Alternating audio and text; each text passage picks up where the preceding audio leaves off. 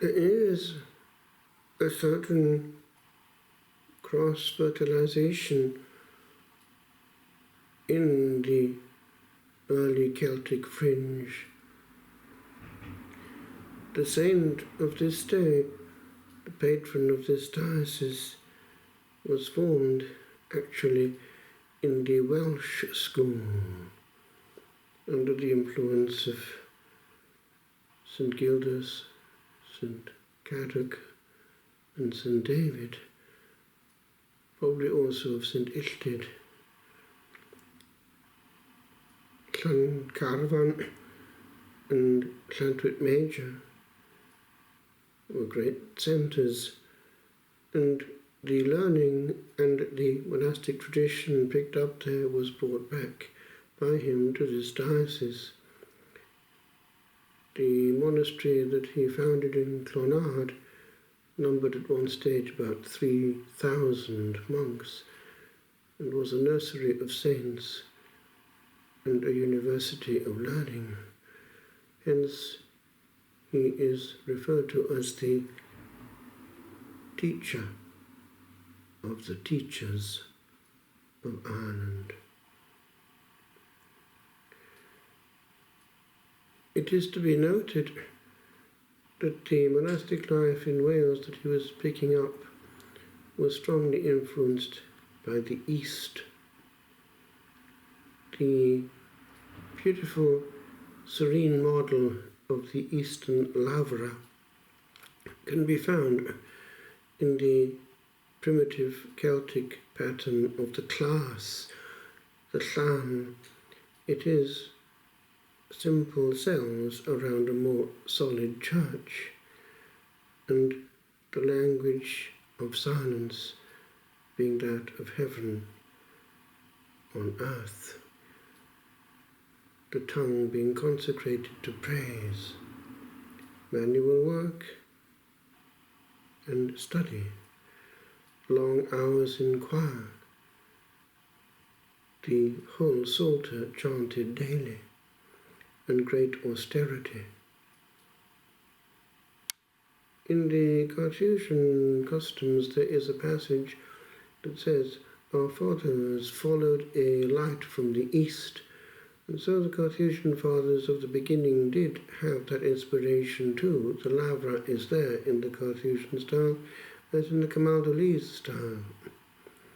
It is a model that can be taken up if one wants to, if one has other people who would want to embrace a simple form of contemplative life. If one has a priest in the midst, one can do that. Or actually, in a different mode, one can have people of prayer who are not married or actually might even be married, opting to live close to each other in clusters and having a shared form of prayer. Fellowship, not being alone in a cold, unbelieving world. Finnian of Clonard gave his life in the end as a sacrifice and victim so that the plague, the yellow plague, might hit him and spare his brethren, and he died, acclaimed immediately as a saint and father of monastic life.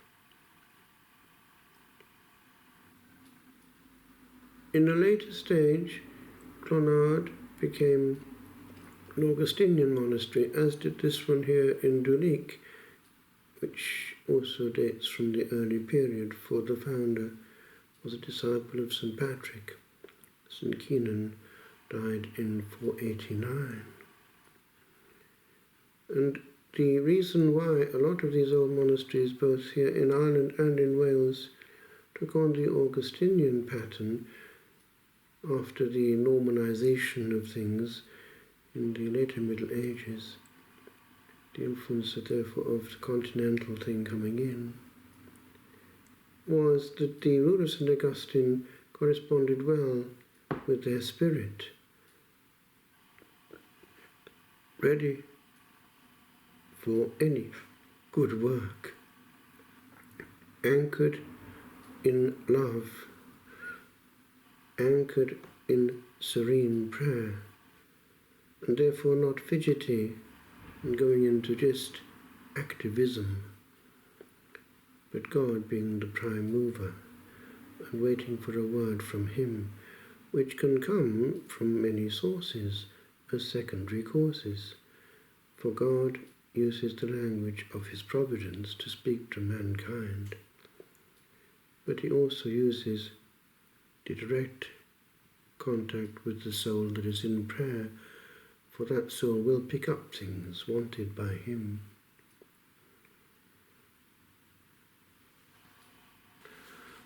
O Master, who has trod before this ancient pathway trod of yore, the silent feet of many more, thou still dost guide us, thou still dost guide us.